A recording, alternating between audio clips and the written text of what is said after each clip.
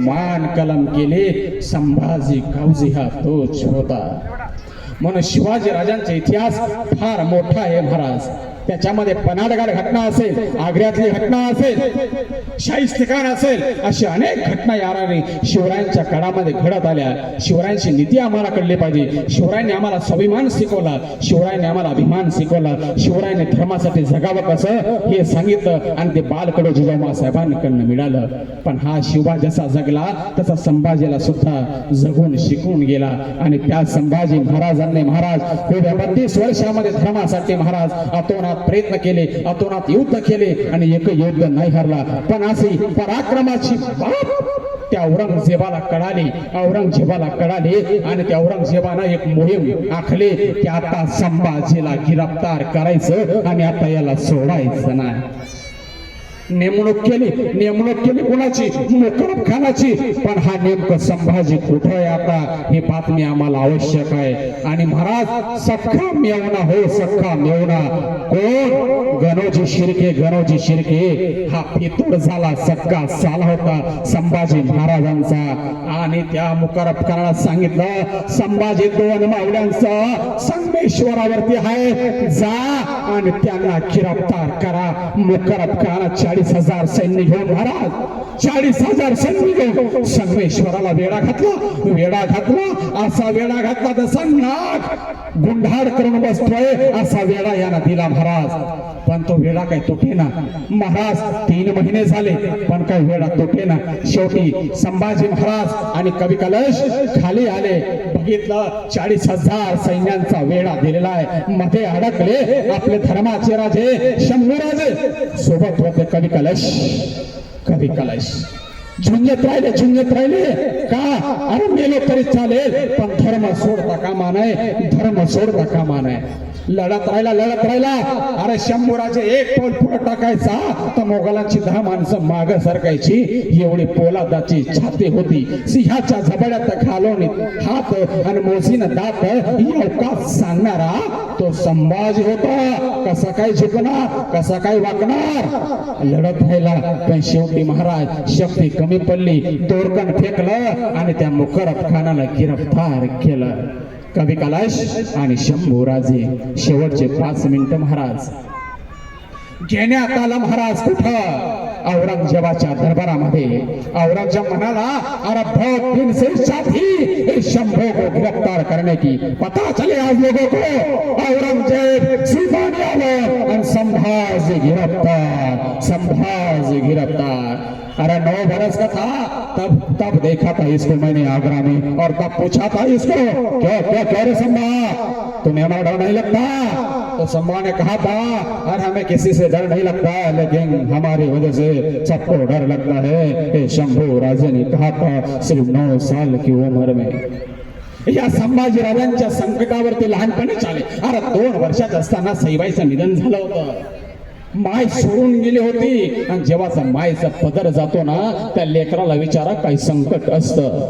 9 वर्षाचे असताना आग्र्यावर जेव्हा शिवाजी महाराज सुटका झाली तेव्हा मथुरेमध्ये विसाजी पंताकडे महाराज ठेवण्यात आलं आणि 2 वर्ष तब्बल वेगळे राहिले. म्हणजे संभाजी महाराजांकडे पूर्वीपासूनच संकट येत होते. आणि त्या औरंगजेब सिंहासनावरून खाली उतरला. हे अल्लाह आज मैं बहुत खुश हूँ. मराठाओं का सरदार, मराठाओं का छत्रपति आज हमारे घुटनों पे है. रहम की तो भीख मांग रहा है.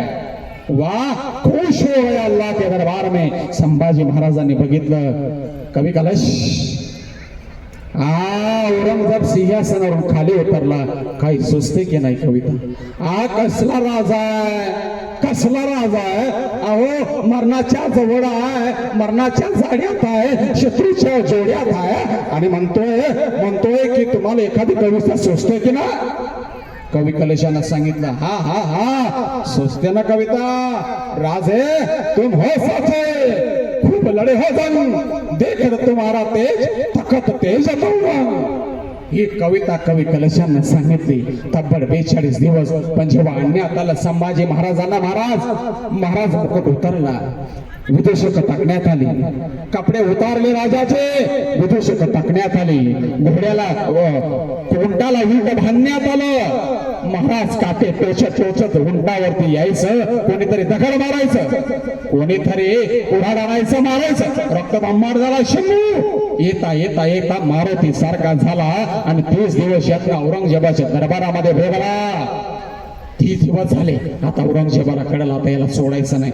आदेश दिला, फरमान दिलं, जा, याची जबान लई बोलते, इसकी जबान वेद बोलते, जगदंबे जगदंबे, जाओ इसकी जबान कलम कर दो. फारसीनं यावं, हातामध्ये चिमटा घ्यावा, जीभ तोडण्याकरता यावं. पण जीभ कशी तुटणार? अरे ती मराठ्याची जीभ होती, शंभूची जीभ होती, पण युक्ती लावली फारसीनं. हे काम करा, नाकाला दावा, श्वास घे आणि तो मोकळा होईल. अगदी तेच झालं. अरे नाक दाबलं एकानं आणि मला श्वास घेण्यासाठी माझे शंभूराजे तडपट राहिले आणि उघडं तोंड केलं, तेवढ्यात झपाटकन शांती टाकली आणि ते जिभेला बाहेर टाकलं. रक्त भंबाड बाहेर पळालं. अरे त्या जिभेनं जय भवानी जगदंबे आज साहेबची जाऊ साहेब आबासाहेब पकडलं. ती जिभान आज तोंडात नाही राहिले. औरंगजेबानं खेचून टाकली. काही काळ दिवस गेला. शंभू राजाला दोरखंड मध्ये बांधण्यात आलं होतं. पुन्हा फरमान काढलं, जा याचे हात कलम करा. हा रयमची भीक मागत नाही अजूनही. कैसा मराठा पैदा किया रे. आणि फरमान काढण्यात आलं. 2 हात शंभूचे कलम झाले. जे हात आबासाहेबांसमोर जमासाहेबांसमोर नमस्कार करत होते, आज ते हात राहिले नाही. पुन्हा काळ दिवस लोटला गेला. पुन्हा फरमान आलं, अरे इसकी आंखें बहुत तेज है, बहुत छिपी, एक काम करो इसकी आंखें निकाल दो. पुन्हा यावं. 2 गरम अशा सडाई घेतल्या, लाल तुटत आणि त्या शिवरायांच्या डोळ्यामध्ये टाकला. खपसकाने खुपसल्याने बबुडे बाहेर आणि शिवबाचा अंधकार पसरला. असा करता एक बोटी केली ना आपल्या शंभूच्या औरंगजेबाला आणि ते इंद्राने भीमाच्या काठी फेकून दिलं. ते इंद्राने भीमा आजही सांगते, हा काळा शंभू महाराष्ट्राला अजून कळलाच नाही.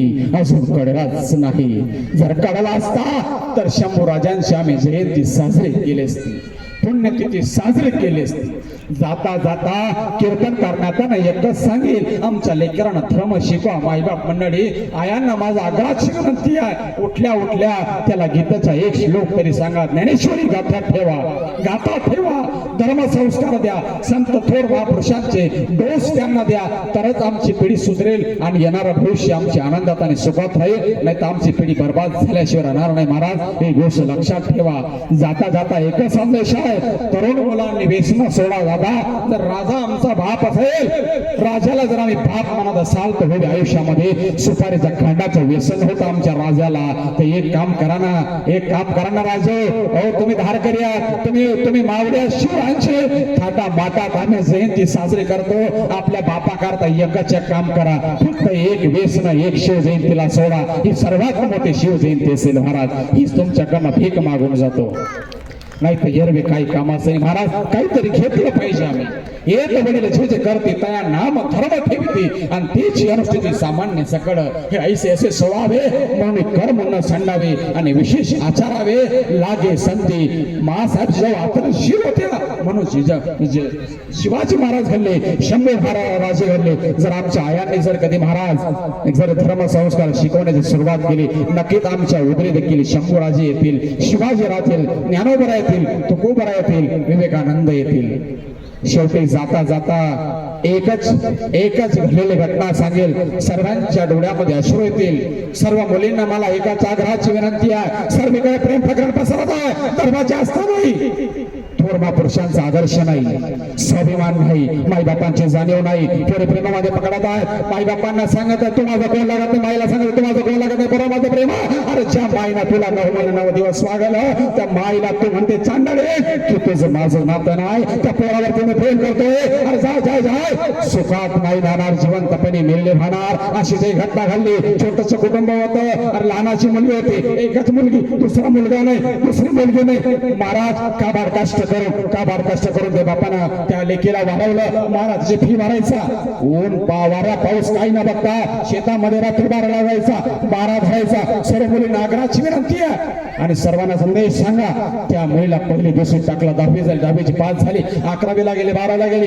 इकडं बाप रुपया रुपया रुपया जोडत होता का? अरे मला एकुलता एक मुलगी आहे. त्या बापानं तेवढेला कधी महाराज बनियान घेतला नाही, चप्पल फाटलं, त्या चप्पलला शिवलं, 12 धरला गेला, खालून काटा घुसला, रक्त भंबाळ पाय झाला, तरी दुसरं चप्पल नाही घेतलं, मायनं साडी नाही घेतली का? माझ्या लेकीची फीस कोण भरणार? तिची हौस कोण फेडणार? तिची शाळेची फीस कोण भरणार? लेकी करता रुपया रुपया मायबाप जोडत होते. स्वतःच्या सुखाची तिलांजली देऊन, स्वतःच्या सुखाची तिलांजली देऊन आणि पोरी अशी करत करत आता कॉलेजला गेली, दादा सिनियर कॉलेजला. आणि त्या सिनियर कॉलेजमध्ये संगतीत पडली पोरी. आता संगती झाली पोरीच्या, पण ज्या पोरीच्या संगतीमध्ये पडली ती पोरी थोड्या टवाळ होत्या, वायफळ होत्या आणि तिथे प्रेम प्रकरणात पडली. दादा ही पोरगी प्रेम प्रकरणात झाड दिवसेंदिवस वाढत होतं, दिवसेंदिवस वाढत होतं. इकडे बापानं माईनं लग्नाची तयारी केली होती. माझ्या पोरगा आता, माझी पोरगी आता उपवर झाली, चांगलं सुंदर स्थळ पाहू, हिच लग्न करू आणि आपण मोकळं होऊ महाराज. इकडं माई बापांची इच्छा होती, तिकडं पोरगी प्रेम झाडामध्ये पडली होती आणि झाड एवढं मोठं झालं की आता त्यांनी पडून जाण्याचा विचार केला. तिकडं मैत्रिणीने सांगितलं तुम्हाला पडून जायचंय पण काही पैसे लागतील. त्या पोरीनं सांगितलं माझ्या बापानं रुपया जोडा केलेला आहे, रुपया बँकेत जमा केला, माझे बाप देतील का? माझ्यावरती विश्वास आहे. पोरीनो, जर तुमच्यावर तुमच्या माई बापांचा विश्वास असेल ना तर त्या विश्वासाला काढीमा नका फासू. पोरी घरात आले, सांगितले दुपारचे 12 वाजले होते, पप्पा मला काही पैसे द्या ना, मला शॉपिंगला जायचं आहे. बापाना कुठलाही विचार नाही केला, हातामध्ये 10,000 रुपयाचा बंडल ठेवला. जाय पोरी, तुला जे घ्यायचं ते घेऊन टाक.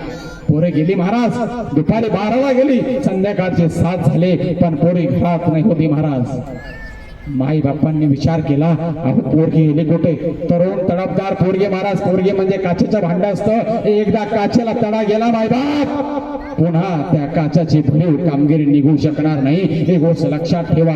रात्र गेली, त्या रात्रभर त्या माई बापानं महाराज ना अन्नप्राशन केलं ना पाणी पिलं का? तरुण तडफदार हाताच्या थोड्या प्रमाणात ज्या माई बापांना पोरीला जपलं, ती पोरी आज घरात नाहीये. फोन लावत होते, कोणची जॉब म्हणत होता. पूर्ण रात्र गेली. दुसरा दिवस बघितला, 7 झाले, 8 झाले, 9 झाले, 10, 11 झाले, 12 झाले, 6 झाले, पूर्ण 3 दिवसही गेला, रात्रही गेलं महाराज. तब्बल 2 दिवस मुलगी घरात नव्हती. आता शंका कुशंका वाढत गेल्या. माई बापांनी मार्ग धरला पोलीस स्टेशनचा. आता आपण पोलीस स्टेशन कडे जाऊ, कंप्लेंट नोंदवू की माझी मुलगी 3 दिवसापासून घरात नाही आली. बघा माई बापांनी काय शब्द सांगितला, घरात नाही आली, पळून गेले हे नाही सांगितलं तरी हो. आणि त्या पोलिसांच्या पायरीवरती माईबाप जाणार, तेवढ्यामध्ये रिंग वाजली. जो फोन 3 दिवसापासून लागत नव्हता, आज 30 रिंग वाजली. बापानं कानाला लावला, सांगितलं हळू आवाजामध्ये, हॅलो कोण बोलतोय? तेवढ्यात लेकीनं सांगितलं हळू आवाजामध्ये, पप्पा तुमची लेक बोलते. आता कुठं आहेस पोरी तू? कुठं आहेस? ये ना बाळ, 3 दिवस झाले ग, 3 दिवस झाले तुझी आई डसाट्या रडत आहे. हा तुझा बापाचं काळीस अतिशय लवचिक झालेलं आहे. तू ये ना ग पोरी, तुझ्यासाठी आम्ही रात्रंदिवस काबाड कष्ट करतोय. पण पोरगीनं रडून सांगितलं, पप्पा मला क्षमा करा. अगं काय केलं असं पोरगी तू? सांग ना मला. पप्पा मी लग्न करून घेतलंय. आता बापानं केस नाही नोंदवली मंडळी, आता बापानं केस नाही नोंदवली. आता घरी गेला, बायकोला नाही सांगितलं की पोरीनं काय केलंय. गोठ्यामध्ये गेला, विषाची बाटली काढली, डसा प्राशन केली, गत प्राण झाला. पाठीमागं बायकोनं यावं. अरे ज्या पोरगीमुळे माझा धनीनं विष प्राशन केलं, तोंडामध्ये फेस आहे, नक्कीच पोरगीनं काळीमा लावलाय आपल्याला. जर माझा धनी नाही तर मी का म्हणून जाऊ? आणि